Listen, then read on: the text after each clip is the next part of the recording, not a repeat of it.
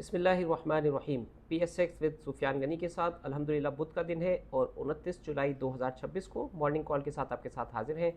International market की नज़र दी जाए तो SK हाइनेक्स के प्रॉफिट में डिसअपॉइंटेड हुई है और स्पेंडिंग सोयर हुई है इसकी 31 बिलियन की, ठीक है।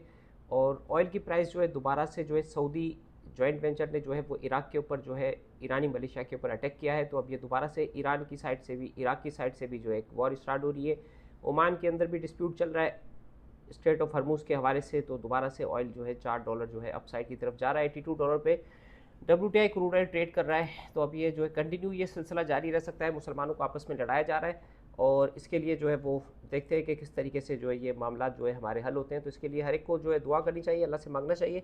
और इंटरनेशनल मार्केट जो है वो तकरीबन जो है वो 52,600 के ऊपर US डाउ ट्रेड कर रहा है। बिटकॉइन जो है 63,632 पर ट्रेड कर रहा है और गोल्ड की प्राइस के अंदर जो है 4023 के ऊपर रुक रही हुई है और सिल्वर 57 पे ट्रेड कर रहा है, प्लैटिनियम 1590 है और प्लेडियम जो है 1253 के ऊपर ट्रेड कर रहा है। तो हमारी मार्केट के अंदर जो है साइडवेज के अंदर काम हो रहा है माशाल्लाह से।